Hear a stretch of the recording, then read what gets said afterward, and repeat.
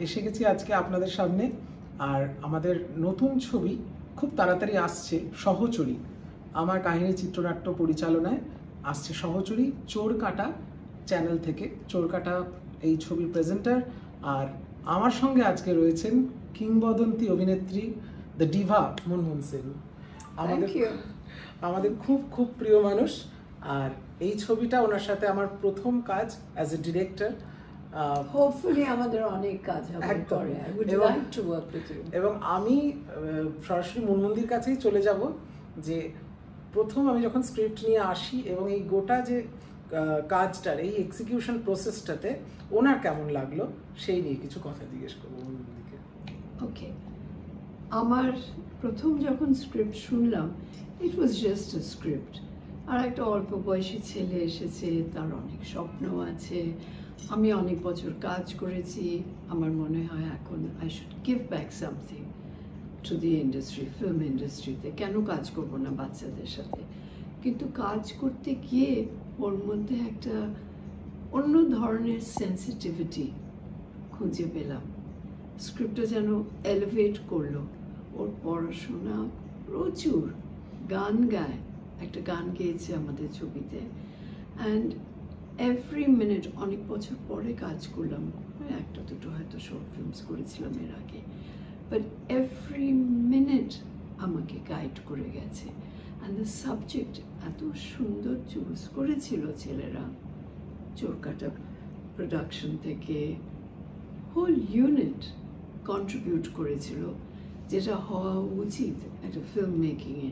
শুধু ও নয়, আর একটা, আমি বেশি কাজ করি না, আমি নতুন আপ টু রুদ্রনীল, হয়তো তারপরে কারা এসেছে না কাজ করছে আমি তাদের কাউকে চিনি না, কাজ করিনি বলে। বাট একটা মিষ্টি মেয়ে সুস্মিতা, ও কাজ করেছে। So the contrast, she was very lively, very free and হাসি খুশি, একটা পারফেক্ট কন্ট্রাস্ট আমার সাথে। So the choice was very good. ওর সাথে কাজ করেও আমার খুব off screen she was so respectful. And আমাকে যা দেখাশোনা করেছিল, আমার মাথার ওপর একটা পেন্টিং পড়ে যাচ্ছিল, আমার মনে আছে ও সরিয়ে দিয়েছিল হাত দিয়ে।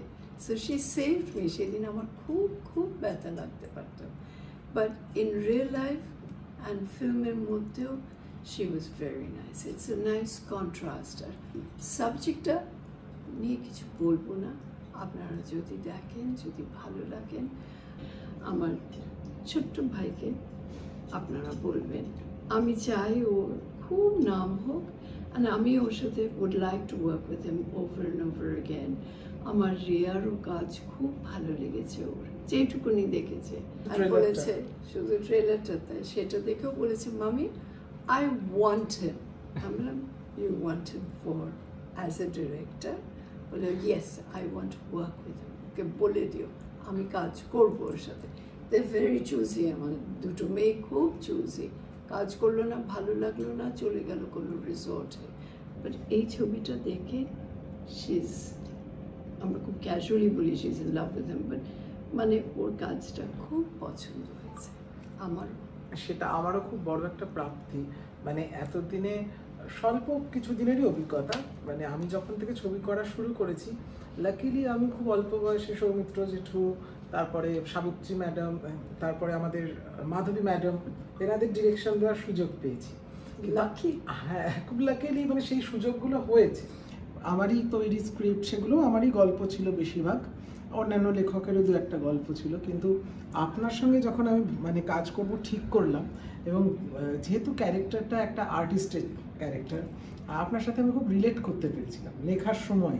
এবং তখন মনে হয়েছিল যে আমি একবার বলি না, উনি যদি রাজি হন, তারপর আপনি যখন শুনে রাজি হলেন, বললেন হ্যাঁ করব, তখন তো আমাদের কাছে সবার কাছে একটা বিরাট প্রাপ্তি ছিল যে আপনাকে এরকম একটা ক্যারেক্টারে। আর আমি তো, আপনি তো সেটা নিশ্চয়ই অ্যাডমিট করবেন যে খুব খুঁতখুঁতে আর কি, আমি সবটা নিয়েই তো আপনাকে খুব জ্বালাতনও করেছি। না, তুমি গাইড করেছো আমাকে, which I needed, the confidence-টা। কিন্তু আপনার দিক থেকে এত কোঅপারেশন পেয়েছি যে আপনার মধ্যে কোনোদিন কোনো বিরক্তি দেখিনি, যে আমি যখন যেটা বলেছি সেটা আপনি সঙ্গে সঙ্গে বলেছেন, করেছেন। হ্যাঁ, তো এটা আমার কাছেও ডিরেক্টর হিসেবে খুব ভালো লাগার একটা জায়গা, যে যখন সবাই মিলে ভালোবেসে একটা কাজ হয় তখনই সেই কাজটা অডিয়েন্সকে টাচ করে। একদমই তাই।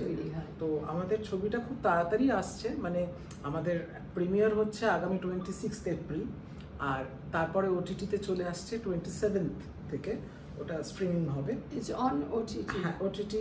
ওর চোরকাটার নিজস্ব যারা থাকে তারা দেখতে পারবে। হ্যাঁ, চোরকাটার নিজস্ব চ্যানেলেই ওটা আসবে, চোরকাটা প্রোডাকশন। তাদের যদি এই চ্যানেল না থাকে ইউটিউব। হ্যাঁ, ইউটিউবে নিজস্ব ওদের জয়েন করার সব প্রসেস রয়েছে।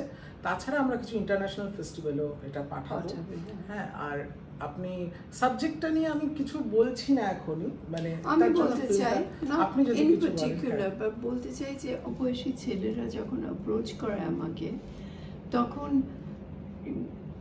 কিছুই এক্সপেকটেশন থাকে না। ওরা করবে এটা কি, নতুন ছেলে, মানে কটা ছবি করেছে, তুমি বড় বড় আর্টিস্টের নাম করলে, সন্ধ্যা রায়ের নাম করলে না, বা বড় বড় নাম করলে যারা জানে অভিনয় করতে, বাট তারা যখন কাজ করতে চাইছে তখন আমার মতনই জানতো না যে তোমার ট্যালেন্টটা কতখানি।